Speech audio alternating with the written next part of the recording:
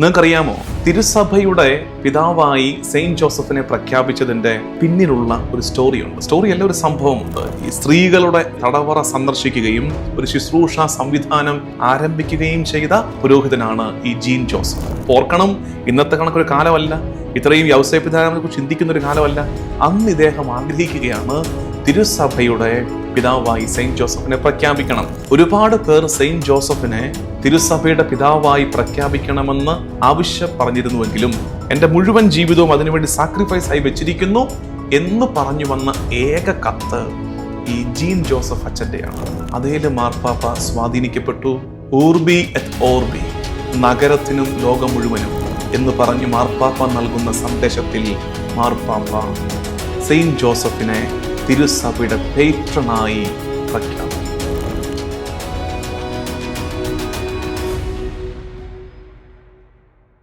ഈശോ മിശിഹായിക്ക് സ്തുതിയായിരിക്കട്ടെ. വിശുദ്ധ യൗസേപ്പ് പിതാവ് feed my sheep YouTube channel March 19 യൗസേപ്പ് പിതാവിൻ്റെ തിരുനാളിന് ഒരുക്കമായി നടത്തുന്ന ശുശ്രൂഷ യൗസേപ്പ് പിതാവിനെ കുറിച്ചുള്ള ചിന്തകൾ. ഇന്ന് 2ാം നാൾ. ഇന്നലെ ഞാൻ പറഞ്ഞങ്ങ് പോയി. എല്ലാം കഴിഞ്ഞപ്പോഴാണ് അറിയുന്നത് 20 മിനിറ്റോളം എടുത്തു എന്നുള്ളത്. അതുകൊണ്ട് ഇനിയുള്ള എപ്പിസോഡുകൾ കുറച്ചുകൂടെ ഷോർട്ടായിട്ട് അവതരിപ്പിക്കണമെന്ന് ആഗ്രഹമുണ്ട്. ശരിക്കും നമുക്ക് പറഞ്ഞാലും തീരാത്ത വിധം സമൃദ്ധിയുണ്ട് യൗസേപ്പ് പിതാവിനെ കുറിച്ച്. ഈ ദിവസങ്ങളിൽ ഞാനും യൗസേപ്പ് പിതാവിനെ കുറിച്ച് കൂടുതൽ വായിച്ചപ്പോഴാണ് ഇത്രയധികം ഉണ്ടെന്ന്. അതുകൊണ്ട് ഞാനും അല്പം എക്സൈറ്റഡ് ആണ് യൗസേപ്പ് പിതാവിനെ കുറിച്ച്. അപ്പോൾ ഞാൻ ഓർത്തു, ഇത്തവണ ഇത്രയും മതി, എല്ലാം കൂടി ഇപ്പോൾ തീർക്കണ്ട. ഇനി ഒരിക്കൽ നമുക്ക് ഡീറ്റെയിൽഡ് ആയിട്ട് വീണ്ടും യൗസേപ്പ് പിതാവിനെ കുറിച്ച് പഠിക്കാം. അല്ലെങ്കിൽ തന്നെ നമ്മൾ കുന്നന്താനത്ത് അതൊക്കെ ഇനിയും അത്തരം പഠനങ്ങൾ നടക്കുന്ന ചെറു സംഘങ്ങളുടെ ധ്യാനങ്ങൾ സ്റ്റാർട്ട് ചെയ്യാൻ തുടങ്ങുകയാണ്. അപ്പോൾ അവിടെയും ഇത്തരം പ്രബോധനങ്ങൾ, പഠനങ്ങൾ കൊടുക്കാമെന്ന് വിചാരിക്കുന്നുണ്ട്. ഇന്ന് നമ്മൾ ചിന്തിക്കുന്നത്, നമ്മൾ തംബ്നെയിലിൽ കണ്ടതുപോലെ നമ്മൾ ചിന്തിക്കുന്നത് യൗസേപ്പ് പിതാവ് തിരുസഭയുടെ പിതാവും തിരുസഭയുടെ പേട്രൺ, തിരുസഭയുടെ പിതാവും ധാന്യം സൂക്ഷിച്ചു വെച്ചവനും. നിങ്ങൾക്കറിയാമോ, തിരുസഭയുടെ പേട്രനാണ്, കത്തോലിക്ക തിരുസഭയുടെ പേട്രനാണ് സെയിന്റ് ജോസഫ്.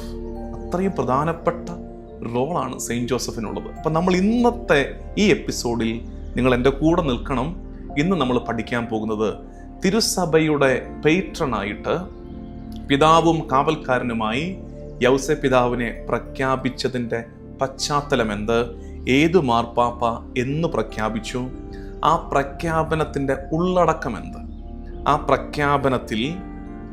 പ്രഖ്യാപനം നടത്തിയപ്പോൾ അതിൻ്റെ കണ്ടന്റ്, ആ ഡിക്രിയുടെ കണ്ടന്റ്, ഉള്ളടക്കം എന്താണെന്ന് പറയും. ഇത്രയേ ഉള്ളൂ ഇന്നത്തെ എപ്പിസോഡ്. അതുകൊണ്ട് താല്പര്യത്തോടെ ഇരിക്കണം. നിങ്ങളുടെ അറിവിലേക്കാണ്. പേട്രൺ എന്ന വാക്ക് വരുന്നത് പാത്തർ എന്ന വാക്കിൽ നിന്നാണ്. പാത്തർ മീൻസ് ഫാദർ, അപ്പൻ. അപ്പോൾ patron of the Catholic church എന്ന് പറഞ്ഞാൽ തിരുസഭയുടെ പിതാവായും കാവൽക്കാരനായും സെയിന്റ് ജോസഫിനെ നമ്മൾ വണങ്ങുകയാണ്. 1870 ആണ്ടിൽ 9ാം പിയൂസ് മാർപ്പാപ്പയാണ്. 1870 9ാം പിയൂസ് മാർപ്പാപ്പയാണ് തിരുസഭയുടെ പിതാവായി, പേട്രനായി സെയിന്റ് ജോസഫിനെ പ്രഖ്യാപിക്കുന്നത്.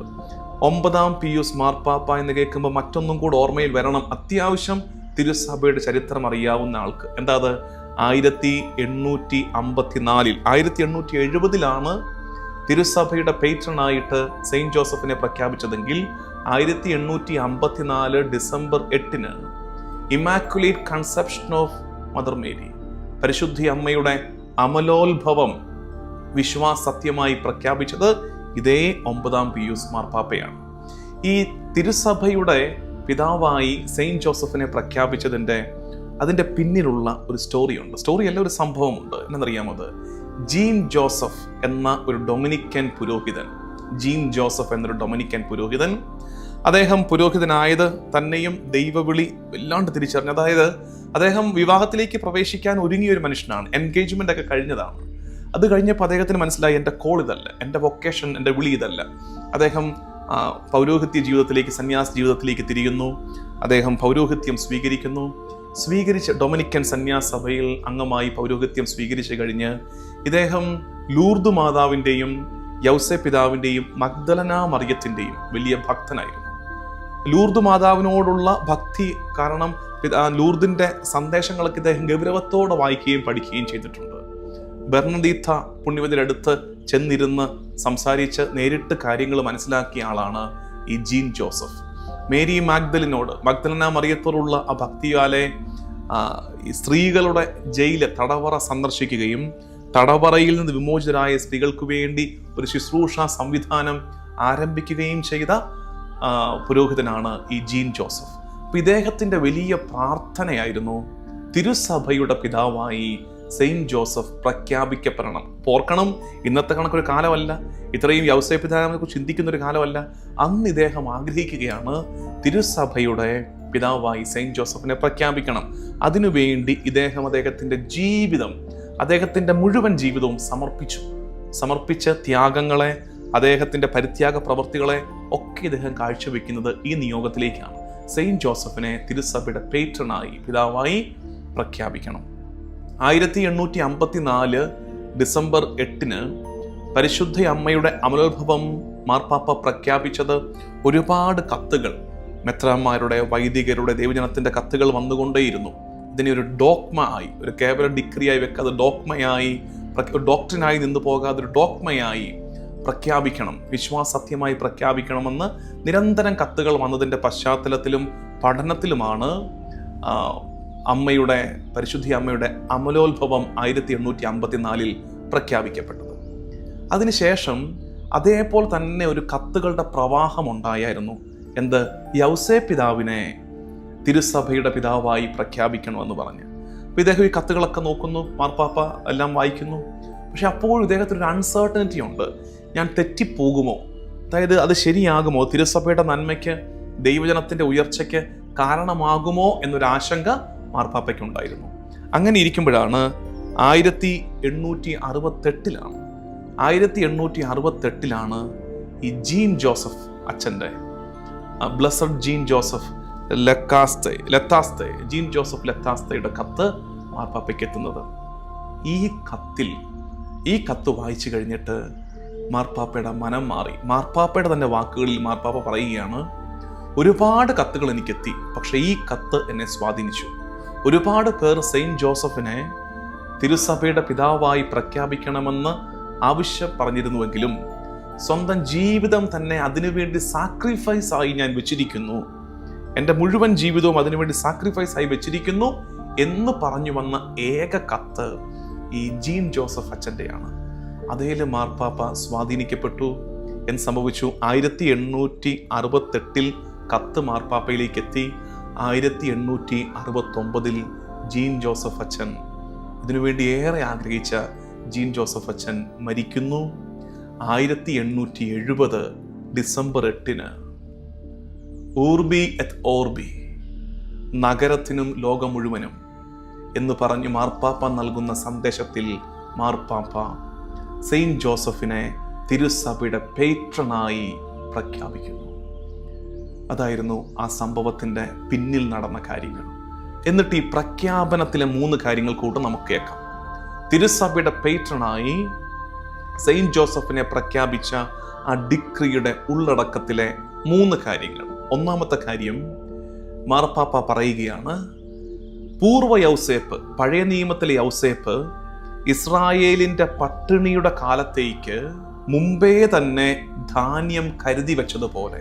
അതിൻ്റെ സ്റ്റോറി മുഴുവൻ നിങ്ങൾക്ക് അറിയാവുന്നത് കൊണ്ട് അത് ഞാൻ ഏറെ വർണ്ണിക്കേണ്ട ആവശ്യമില്ല. ഫറവോയുടെ തന്നെ വാക്കുകളിൽ പറയുന്നത്, നിങ്ങൾ ജോസഫിന്റെ അടുത്തേക്ക് പോവുക, അവൻ പറയുന്നത് പോലെ ചെയ്യുക. അത് പഴയ നിയമത്തിലെ യൗസേപ്പ്.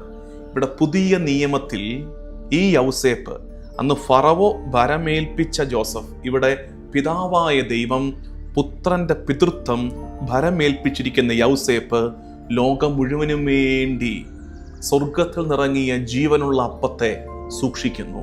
സ്വർഗത്തിൽ നിറങ്ങിയ ജീവനുള്ള അപ്പത്തെ സൂക്ഷിക്കുന്നു. ലോകത്തിനുള്ള ധാന്യത്തെ ആര് സൂക്ഷിച്ചു വെച്ച് വിതരണം ചെയ്യുന്നു? യൗസേപ്പ്. ഈജിപ്തിൽ ഞാൻ എൻ്റെ പുത്രനെ വിളിച്ചു, ഈജിപ്തിൽ കൊണ്ടുപോയി അവിടുന്ന് പുത്രനെയും കൊണ്ട് യൗസേപ്പ് തിരിച്ചു വരുന്നു. എന്ന് വെച്ചാൽ ആ ഈജിപ്തിൽ നിന്ന് അന്ന് ഇസ്രായേലിന് ധാന്യം ലഭിച്ചെങ്കിൽ ഇന്ന് ലോകം മുഴുവനും വേണ്ടിയുള്ള അപ്പത്തെ ഈജിപ്തിൽ നിന്ന് കൊണ്ടുവരുന്ന യൗസേപ്പ്. എന്തൊരു അവതരണമാണ് നോക്കിക്കുക, അതെന്തൊരു ചിന്തയാണത്. അതായത് പഴയ നിയമത്തിലെ ജോസഫ് ഒരു സൂചനയാണ്. ആ സൂചന പൂർത്തിയാക്കപ്പെടുന്നത് ഈ യൗസേപ്പിൽ. അതായത് ഈ പറഞ്ഞതുപോലെ തിരുസഭയുടെ കാവൽക്കാരനും പിതാവുമായ യൗസേപ്പ്. രണ്ടാമത് ഇതിനകത്ത് വരുന്നൊരാശയം, ഈ ഡിക്രിയിൽ വരുന്നൊരാശയം മാർപ്പാപ്പ അവതരിപ്പിക്കുകയാണ്. ലോകം കാണാൻ കൊതിച്ചവനെ, രാജാക്കന്മാരും നീതിമാന്മാരും വലിയ മനുഷ്യരുമൊക്കെ കാണാൻ കൊതിച്ചവനെ കണ്ണു നിറയെ കണ്ടവൻ, കരങ്ങളിൽ എടുത്തവൻ, അവനെ ചുംബിച്ചവൻ, അവന് പരിശീലനം കൊടുത്തവനാണ് ജോസഫ്. ആ ജോസഫ് തിരുസഭയുടെ പിതാവാണ്. എന്നിട്ട് മൂന്നാമത് പറയുകയാണ്, തിരുക്കുടുംബത്തെ സംരക്ഷിച്ച ജോസഫിന് സഭയെ ഭരമേൽപ്പിക്കുകയാണ്.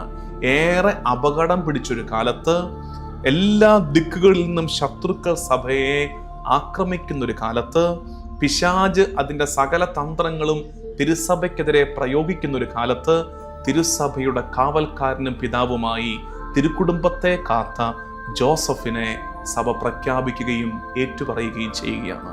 പ്രിയമുള്ളവരെ, തിരുസഭയുടെ പിതാവും കാവൽക്കാരനുമാണ് യൗസേപ്പ് പിതാവ്. ഇന്ന് കേട്ട ഈ കാര്യങ്ങൾ പ്രാർത്ഥനയോടെ ധ്യാനിക്കുക. നാളെ, ഇന്ന് ഞാൻ പറഞ്ഞു സമയം അധികം ഒത്തിരി പറയാനുണ്ട്, ഈ വിഷയം ഇവിടം കൊണ്ട് ചുരുക്കുകയാണ്.